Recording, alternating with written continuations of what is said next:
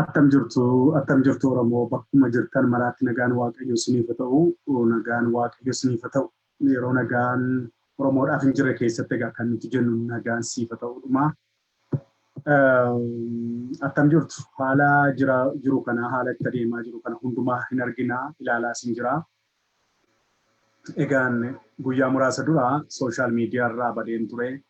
Sooshaal miidiyaa koo ugguranii waan feesbuukii kana keessumattuu ergaa wareegamaa artista Haacaaluu Hundeessaa yeroo baay'ee kan jalaa uggurame har'a immoo peejotaa fi feesbuukota hunda isaayyuu sooshaal miidiyaa pilaatfoormii irra nan dhabe. Kanaaf egaa yeroo sana akkuma hundi keenya iyyuu beektanii torban tokko guutuu sa'aatii tokko utuu hin rafiin jechuun hin danda'ama. Halkanii guyyaa waan biyya jiru waan adeemaa jiru miidiyaa ODM jedhamuun waraabee siniin gahaa ture. Sanaaf natti fakkaata duulli kallattiin isaa hin beekamne sooshaal miidiyaa ana qofatu hin taane namoota baay'ee irratti cuccubsiisaa turuun isaanii ni beekama. Haaluma kanaan egaa kan koosii hundumti isaa waan cufamee fi maal gochuun barbaade waan haaraa banadhee taa'uurra dheetan har'a feesbuukii beekan irra deebi'eetan akkaataa biraadhaan haaraa uume. Akkuma kana immoo peejii namarraa dabarsaa jiru kana anaaf maltiimiidiyaa kan jedhu kana ilaalaa jirtu. Isa kana immoo yeroodhaaf dabarsuudhaaf inni sun teknooloojii kootuu already sooshaal miidiyaa isa sana ODM kan jedhamu sana hunda isaa dhoksaniiru waan ta'eef yookiin balleessaniiru waan ta'eef isarra waa tokko hojjechuu hin dandeenye. Kanaaf maqaa haaraadhaan akka inni wal isin hin dhoofneef jedheetan anaaf maltiimiidiyaa kan jedhu kanaanidha akka waan jiru walitti himnuufanii kana banadhee. Ammaaf zuumiidha kan naa hojjetaa jiru asirratti teknooloojiin ani bitadhe illee hundisaa karuma sanatti sooshaal miidiyaa sanatti connected ta'ee waan jiruu fi achumaan naa hojjechuu hin dandeenye irratti hojjechaa jira. Yoo ta'uu baates haaraa bituudhaaf jechaa jirra. Kaampaanii isaa gaafannee sooftiweerii appilikeeshinii adda addaa kan irraa isinii dabarsaa turre jechaadha. Nama keessummoota 2-3-4 finnee kan irratti mariisisaa turre suni na jalaa dhokateera sooshaal miidiyaa sana duukaa egaa. Yoo xinnaate feesbuukii yookiin sooshaal miidiyaa irra waggaa 15dha kanan ture ofii kootiyanii jiruu koo jireenya koo caalaatti fuul taayimii tokko yookiin lamayyuu jechuun hin danda'ama kanan irratti barreessaa ture waa'ee Oromoo hojjetaa ture isadha. Yuutuubii adda addaa banaa ture. Yuutuubii waggaa darbe baay'ee cufamee weebsaayitiis banuu yaaleera beekan gulummaa.org jedhee irratti aartikilii 1000 maxxanseera sanas yeroo mootummaa wayyaanee sanadha haak ta'ee bahee. Ergasii asigaa sooshaal miidiyaa yeroo hundumaa bannee irratti hojjenna. Haa ta'u malee yeroo hundumaa hin cufamaa. Mootummaa dhufaa darbaa keessatti egaa freedom of speech yaada silaa jaarraa nuti keessa jiru kun jaarraa 21ffaa kun silaa addunyaa yaadaan mo'atan ture malee inni maallaqa qabu ni dinagdee qabu kan inni kaampaanii adda addaa wajjin haasa'ee wal si jalaa cubsiisu hin turre silaa. Haa ta'u malee barri immoo bara kijibaati waan ta'eef bara kijibni aangoo addunyaarraa beekamu namoonni haqa yaadan karaa dhugaa barbaadan immoo in ugguramu. Uggurri sooshaal miidiyaa illee salphaadha. Ugguruma lubbuuyyuu ugguramuun ni jiraata. Namoota baay'eedha lubbuu isaanii kan dhabanii namoota baay'eedha addunyaa kanarraa namooti nuti jaallannu haqaaf jecha kan wareegamanii. Kanaaf egaa kana hundaa beeknee yookiin beektanii abdiituun kutiin utuu hin jilbeenfatiin bara miidiyaa hawaasaa kana keessatti bara diijitaalii kana keessa yoo isaan feesbuukii 100 cufan 100 banachuu hin dandeessa. Yoo isaan isan ittiin hojjedhu kana cufan kan biraan bana. Akkuma kanaanidha itti fufna malee sagalee ukkaamsamuu hin danda'amu. Kanaaf ani gama kootiin karaan danda'e hundumaa all social platformii gargaaramaan tures including Instagramii isa ta'uu, LinkedInii isa ta'uu, YouTubeii isa ta'uu wantoota social media platformii ta'an hundarra gargaaramaan ture. Haa ta'u malee immoo wanti nuti waraabaa turre hundumtuu hin badu baakaappii kaa'adheeraanii akkuma kanaan dura isinitti agarsiise ammas isinitti agarsiisa. Ani wantoota waraabu hundumaaf nan kaa'adha. Waadaa isinii galeera yeroo darbe akka isaan waan nu hojjennu kana hundumaa miidiyaa hawaasaarraa riippoorti godhanii fi warri mootummaa kun beektaa humna qabu, maallaqa qabu, aangoo qabu, hojii dippiloomaasii hin hojjetu, addunyaa adda addaa wajjiniin maallaqa daguggatanii hojjetaniitu siin nama dhuunfaa nama homaa hin qabne kana akka ati hin dubbanne mirga dubbii si dhowwe jechuudha. Biyya mirgi dubbii eeyyamame keessa jiraanne dubbachuu dandeenya dadhabne jechaadha ijaaramanii. Karaa adda addaatiin ijaarsa baay'eetu jira. Ijaarsi kijibaan walirratti riippoortii godhii maal godhi kan jedhamu kun jira. Ijaarsi nama balleessuudhaaf marii mari'atu jira. Ijaarsi waan adda addaa karaa ittiin lafa hojii keerraa maal keerraa lafa baratturraa akka ugguramtu akka baddu yoo danda'ame immoo akka ati gatii lubbuu kaffaltu kan godhan hin dhabaman jiru. Hundumti keenya ni shakkinaa wantoota adda addaa eertuu tokko tokkos hin arganneerras. Egaa obboloota keenya hamma danda'ametti sooshaal miidiyaarraa dubbii Facebook irraa qofa otoo hin taane saatalaayitiidhaanis East Africa hundarratti karaa danda'ameen dhugaa saba Oromoo qofa miti. Saba keenya irra dabarree dhugaa saba cunqurfame hundaa dubbachuudhaaf of qopheessuu qabna.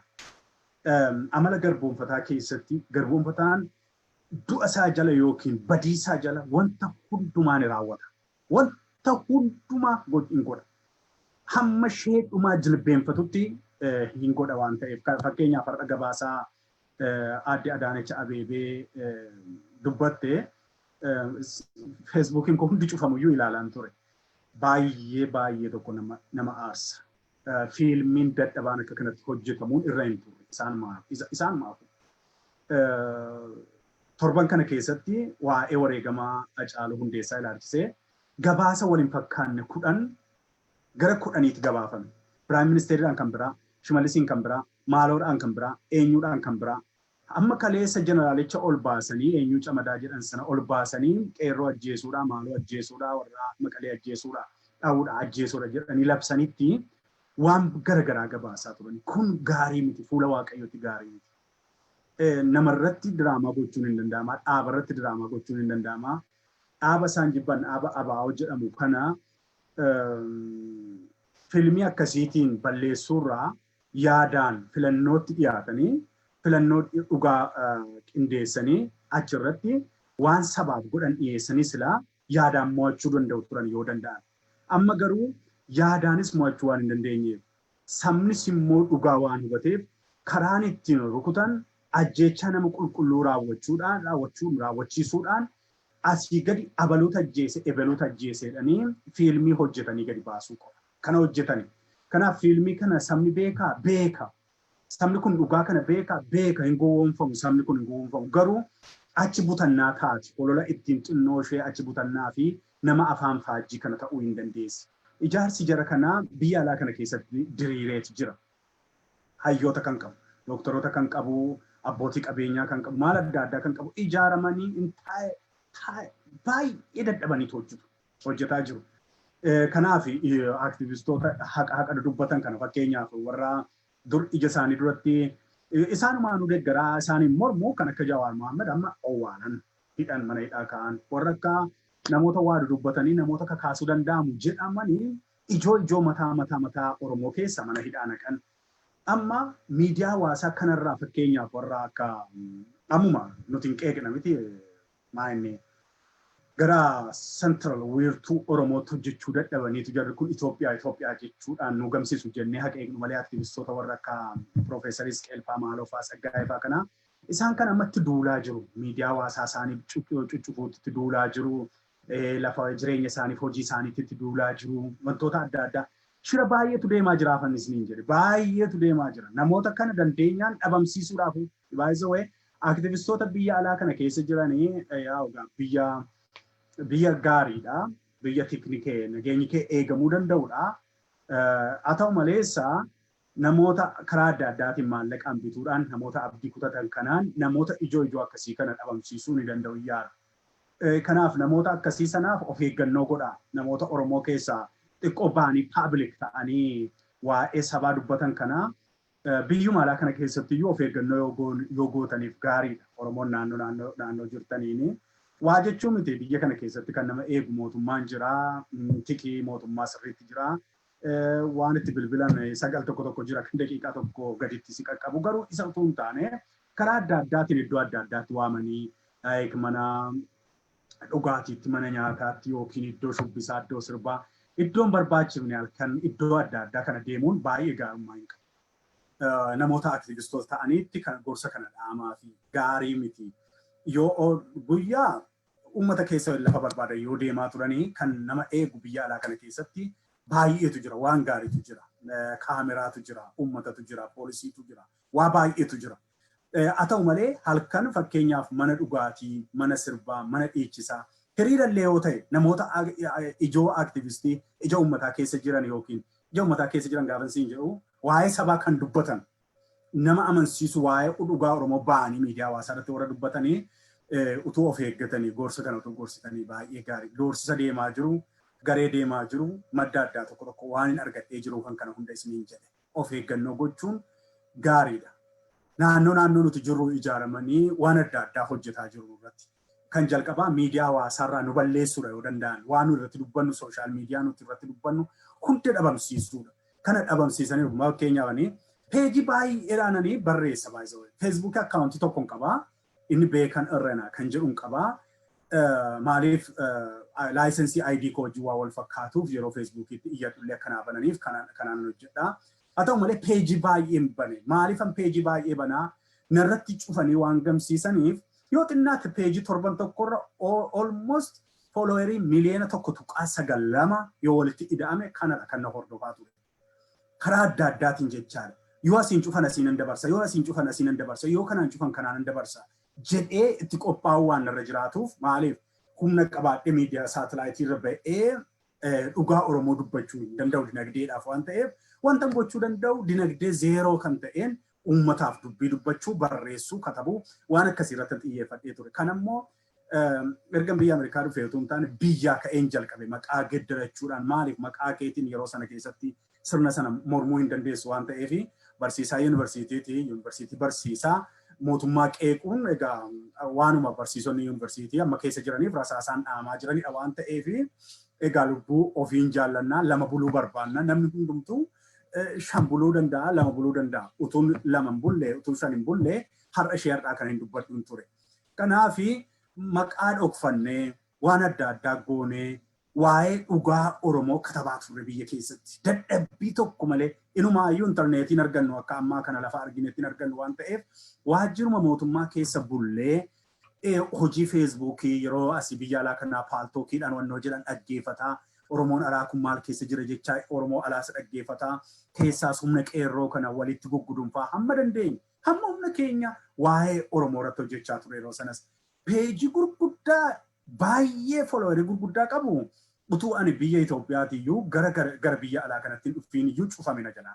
Baay'eensaa kan liid godhee yeroo sana keessatti egaa jara keenya waan dhoksaa hin qabne kun yeroo barbaanne maqaa dubaraatiin peejii guddaa bannee giruuppii guddaa bannee waan adda addaatiin sa'aatii keenya 20 ol guyyaatti barsiisuu yuunivarsiitii irra Itoophiyaa keessatti hojii salphaa ture.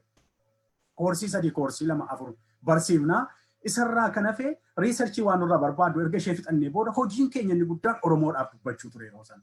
Haa ta'u malee maqaa keenyaan dubbachuun immediately halkan sanatti nu qabsiisee hidhaa nu buusaa yookiin waan biraayyuu nu raawwachiisa waan ta'eef hamma dandeenyetti namoonni baay'een yuunivarsiitii hundarra kan jiru Oromoon sabboontonni neetwoorkii wayii ijaarrannee hojjetaa ture. Neetwoorkii sana keessatti harka wal qabannee peejii adda addaa giruuppii uumnee uummata keenya barsiisuu akka inni dammaqu gochuu gargaaruu irratti keessumaa yuunivarsiitii irra yeroo sana kan turre yaada gargaaraa turre. Yaada diizaayin gochuu wantoota adda addaa istiraatejaayiz gochuu wantoota tooftaa tokko akkaataa tarsiimuu qabuun karaa nagaatiin akkaataa akkamii dhiibbaa fiduu akka dandeenyu waan akkasii kana yaada walitti daddaballee marii adda addaa gooneetu gadhiifna ture yeroo sanaa. Peejii yeroo sana baname keessaa kaan na duukaa kan biyya alaa kana dhufee jira. Haa ta'u malee har'a ganama gaafa ilaalu peejiin sun hundisaas ta'ee feesbuuk akkaawuntiin koos hundi sana jalaa dhokate. Searchi godhee san dhabee maal godhee achi booda feesbuukii sign up godheen haaraa har'a guyyaa har'aa kana jechaadha. Ji'a torbaffaa guyyaa 10 har'uma sa'aatii tokkotti feesbuukii haaraa immoo banee peejii haaraa immoo bane. Maqaan feesbuukii kooti beekan irrenaa jedha. Maqaa feesbuukii banee egaa maqaa kanaan gara 5-7 bananii waan ta'eef akkasiin hin gowwoomsine kan isin ittiin adda baastanii irratti dubbadha kan koosa ta'e waan ta'eef aktiif gochaan deemaa. Peejii ana irraa dubbataa jiru kun immoo anaaf multimedia kan jedhu anaaf multimedia kan jedhu kan ammoo peejiin irratti namoota isinii keessumsiisu yeroo namoota isinii keessumsiisu daataasaa ofii kooti baakaappii nan qabadha. yeroo namoota irratti interview godhu barri tokko yoo darbee wantoota har'a xiinxallu kana fuuneetu bara miidiyaa qabaannee saatalaayitii qabaannee biyya qabaannee achirratti viidiyoo sana hunda nan fida yoon jiraachuu baadhe immoo daataan ol kaa'u kana nama kan biraatti kennuudhaan karaa adda addaatiin kilaawudii adda addaarra kaa'uudhaan namoota neetwork taanee walii wajjin hojjennu tokko amma maaliif lubbuun dhiiraa biyya jiraataniifis miti karaa adda addaatiin dhalli namaa biyya lafaa kana hin gadhiisa. Namni nama du'uudha malee nama bara baraan jiraatu. Nuti bara baraan addunyaa kanarra jiraachuudhaaf hin dhumne. Bar tokko yeroon isaa yeroo ga'u akka waaqayyo eeyyametti dachee kana hin gadhiifna nama waan taaneef foon uffannee jirra biddeen nyaanna bishaan dhugna waan ta'eef namni maanis moortaal jenne mitiiree kanaaf moortaalii kan taane kuni daataan garuu hin du'u. Daataan nuyi hojjennu kun hin mataa dhalootatti hin darba. Dhaloonni nuti aanee jiru biyya isaa yeroo argatu dhaloonni nu duraa kana hojjetaniiru jedheetu ragaa sana itti gargaaramuu danda'a jechaadha. Kanaaf yoo feesbuukiin yeroo 100 cufame yeroo 100ffaa banneetuma viidiyoo hojjenna hayyoota sinii afeeruu nan jalqaba xiinxalaa adda addaa gochuu hin jalqabna hojii gaggaarii hojii dhugaa soba kan hin qabne hojii kijiba kan hin qabne biyya keessaa silkii fudhachuudhaan bilbiluudhaan haala Oromiyaan itti jirtu haala siyaasni Oromootti jiru halkanii guyyaa isiniin ga'uudhaaf waadaan isinii gala. Kanaaf anaaf maltiimiidiyaa kan jedhu peejii kana tuqaatii peejii kanaan karaa peejii kanaa laayik godhaatii hiriyoota keessanitti naa himaa warri follow gochuu dandeessan asiin follow godhaa kana booda qophii ani godhu hayyoota adda addaa afeeruudhaananii xiinxala garaagaraa xiinxala gurguddaa hojjechiisaa kana gaa daawwattoota tokko ammaa fi sooshaal miidiyaa koommoo hamma danda'ametti akkan deeffachuu yaalutti waajjira feesbuukii siitii nu gidduu jiru dhaqee nan dubbisaa borii ka'ee dhaqeetan waajjira isaanii dhaqeetan waan akkasiin na jalaa babbadee maa inni jedhee wajjiniin nan mari'adha ekspertoonni asii feesbuukiin siitii hundumaa as biyyan jiraadhu kana keessa magaalaan jiraadhu keessa waajjira qabu damee qabu achi dhaqnees hiriyoo tokko wajjin dhaqnee gaafanna jechaa jirra hammasitti garuu karma kanaan na hordofaa fayyaa ta'a hin ukkaanfamu sagalee tokko keessatti kitaaba tokko keessatti maa'edha bartoota tokko ukkaamsuura laa dhagaa kana sibiilli kunuu hin iyyuu jedhe dhagoonni kun iyyuu hin iyyuu jedhe nu warra lubbuu qabu miti warri lubbuu hin qabne iyyuu dhugaa saba Oromootiif ni dubbatu. Uumamnuun dubbata dhagaanu dachi Oromoon yaa waaqaa yaa lafaa yeroo kadhatu Oromoon lafti afaan qabaaf miti. Yaa lafaa yoo jedhe situ argaa sirra deema hundumtuu lafti sun ayyaana qaba. Argitanii waaqaaf lafatu gidduu jira dhugaan keenya dhugaan saba Oromoo. Kanaafi utuma beekan callisees eenyuun callisiisaniis dhugaan Oromoo dachee kanatu afaan banatee dubbachuu danda'a. Dhagaatu afaan banatee dubbachuu danda'a. Sabni kun dhugaa hin qabutu ta'e wanti nuti yeroo keenya balleessinee miidiyaa hawaasaarraa halaakaa oolluuf tokkoyyuu hin jiru. Kijiba duukaa Oromoo waan taaneef utuu hin taane Oromoo iyyuu taate Oromoon kijiba qofa hojjeta taanaan Oromummaa kee dhiisuu sii wayya. Oromoo dhiisuu sii wayya. Dhugaatti hafuu sii wayya. Garuu akka amma qabatamatti ilaalaa jirutti Oromootu dhugaa qaba. Oromootu du'aa jira. Oromoo irrattidha fiilmiitu hojjetamaa jira. Shiratu hojjetamaa jira.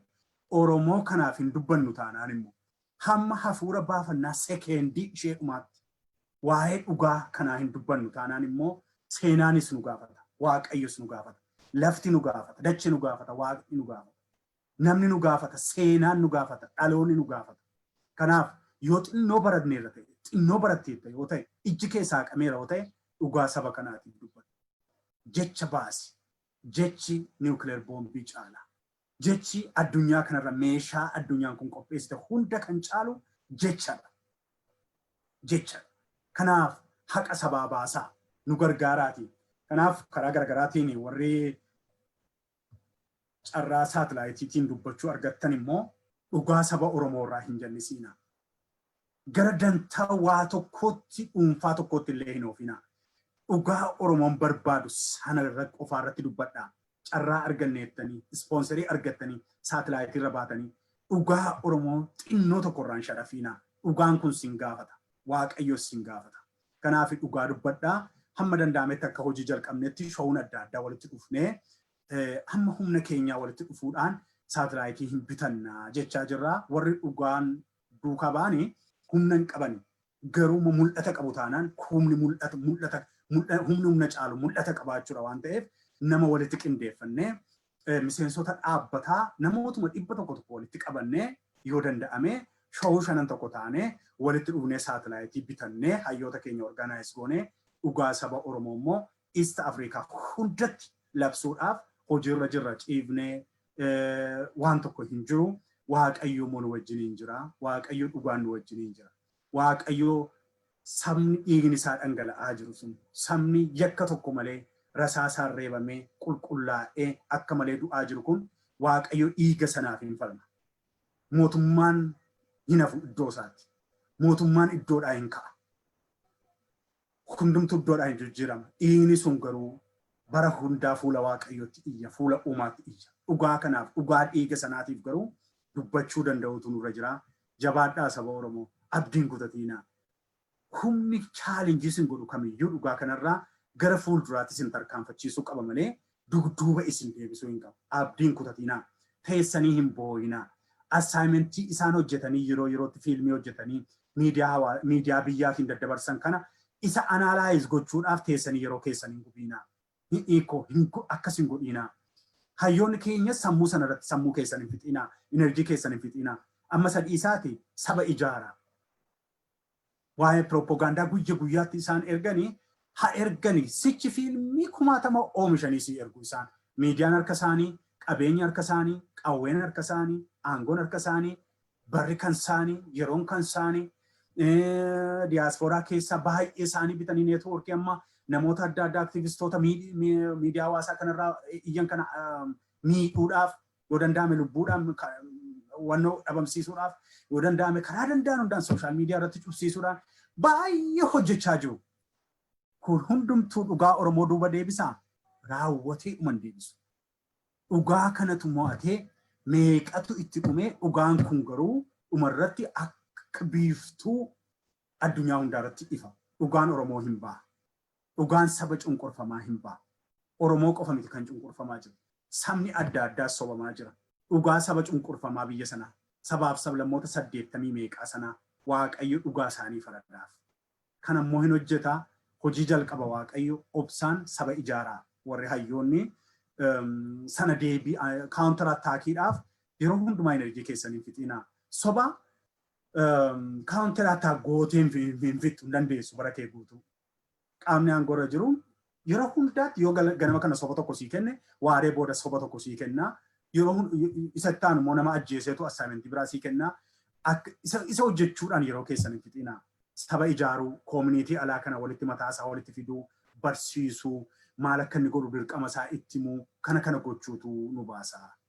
Sanarratti hojjenna. Warri ani kana booda interviyuu godhullee warra callisanii mootummaa hamatan maaloo hamatan utuu hin ta'in waan barbaachisu hamachuun yookiin abaaruun yookiin maal gochuun inni sun just useless kan faayidaa qabu saba ijaarree dhugaa kana barsiifnee dhugaa Oromoo deebisuu keessatti gahee isaatti himnee gahee isaa sanaaf dirqama isaa sana fudhatee sabni kun saba biyyaa wajjin akka dhaabatu gochuu kanatu ga'a malee callisnee assaayimentii garboomsaan oomishee sitti ergu hojjechuun baay'ee barbaachisaa natti hin fakkaatu. Akkaataa isaanitti qindeessanii Oneeg Shanee tajjeese, dargaggoota 3 tajjeese, dargaggoonni tokko nu jalaa badanii ammas isaanis amma qabamanii dhufu. Isattaan immoo qabameeranii sadaffaan sun jedhanii tuffanii sii gabaasu. Achi afaan Tigriffaatiin walitti deddeebisu. Sun immoo warra Maqalee sanatti walitti konneekti gochuudha, neetwoorkii akkasii gochuudha. Yeroo jalqabaa gaafa ajjeechaa kana artistii kana irratti raawwatan waanuma pre-designed wayii fakkaata wanti kuni. Waaqayyo garuu gumaa mucaa sana gumaa wareegame sana Waaqayyo habaasu. Gumaa artistii sana hoolaa aarsaa godhanii reeffa isaa irratti diraamaa 7 olii qabachuun kun gumaa isaa Waaqayyo habaasu. Namni isinis hin baasanii dandeessanii. Waaqayyo inni uume qofaan habaasu. Diraamaa kana dudduuba kan argu Waaqayyo qofaadha. Ilaamee Oromoo humna keessan duwwaadhaan hin fiiginaa. humna keessan duwwaadhaan hin fiiginaa. Waa tokko isinitti himaa. Humna waaqayyootti dabaladhaa. Waaqayyootu arga jedha. Waaqayyo inni argu gumaa mucaa sanaa habaasu. Waaqayyo inni argu. Firri isa ajjeesu, diinni isa ajjeesu gumaa artist Hacaaluu Hundeessaa fi gumaa Oromoota ergasii dhumanii 345 kana yaa Waaqayyo ati baasisitti kennineerra jedhaani. Salphaa miti kadhaan akkasii. Kanaaf Waaqayyo gumaa baasee nu argisiisuu danda'a. Hojii isaa hin arga Waaqayyo. Fiilmii kana boroo kan argu sis miti anas miti. Atis biyya alaa jirta, anis biyya alaa jira. Haala jiru ilaallee xiinxalla malee kan yeroo sana ijjisaa sa'aatii 24 addunyaa guutuu ilaalu Waaqayyotu ilaala yeroo sana. Kanaaf Waaqayyoonis itti dabala. Warri Waaqayyoon kadhattan humna Waaqayyootti amanaa. Warri cheerchii dhattan, warri maskiida dhattan, warri maal dhattan kuni hin aarinaa Waaqayyoon itti dabala. Waaqayyo hin farada'edha. An jireenya koo keessatti wantan godhu keessaa wantan dubbadhu hundaallee utuun dubbatiin dura yaa Waaqayyo waan dubbadhu naa kenniin jedha. Akkan dogoggora nan dubbachiisin. Dhugaan barbaada ati moo Waaqa dhugaati na gargaari jedheetan jalqaba baay'isuu. Akkaataa akkasiitiin waan ani amma yeroo darbe kana namoota bebbeekamoo ajjeesuu ji'a 4 dura ji'a 5 dura wannoo jedhu kuni ji'a 9 dura immoo ji'a 9 maali ji'a 9 fi bultii 16 har'a mana barumsaa akka guutuu biyyaatti ni cufu maaloo godhu jedhee qabxiiwwan 8 moo akkas lafa kaa'e tokko yaadattu achii booda mana barumsaa cufuu jalqabanii ji'a meeqa turanii namoonni inumaayyuu maal jedhu ati argaa turte jechaadha. Ani argaan ture akkatan argaa ture garuu isaan gidduu taa'ee wal ga'ee godhadheetu hin taane ani nama Waaqayyoon kadhatu nama humna Waaqayyootti amanudha.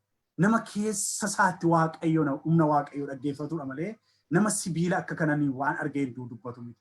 Kana waggaa 4-5 duras yeroo barreessaa ture akka maraatu akka nama maali ta'e sana ani waan har'a keessa gallu kana ilaalaan barreessaa ture. Taajabbii mata duree 980 meeqa sana. Nan arga waan deemaa jiru nan arga. Wanta garmalee deemaa jiru nan arga taa'e. Garuu humna hin qabu. Humna lafarraa hin qabu. Dinagdee lafarraa hin qabu. Homaa wannoo hin qabu. Kan taa'ee keessa taa'ee hojjedhu suuqa wayii keessa iddoon keessa rafu keessa taa'ee hojjedha. Faasilitii hin qabu. Dhugaa garuu qaba. Waaqayyoon garuu qaba. Saba Oromoo sanaaf garuu nan quuqama utuu hin taane sa'aatii 24 boqonnaa dhaba. Sa dhugaa Waaqayyooti. Namni na amma beekumsa kootiin qacaramuu nan danda'a. Miidiyaa adda addaatti maallaqaan qacaramuu nan danda'a. Barbaadeen beeku. Biyya abbaa kootti galee aangoo argachuu nan danda'a. Isan barbaadu. Dhugaa filachuun gatii guddaa si baasisaa. Dhumarratti gatiin isaa garuu gatii guddaa gatii gaariidha. Du'a yoo ta'e gatii gaarii ta'a. Dhugaadhaaf wareegamuun. Kanaaf jabaadhaa Waaqayyo sina gargaaru saba keenya wajjin Waaqayyoon ta'a jabaadhaa.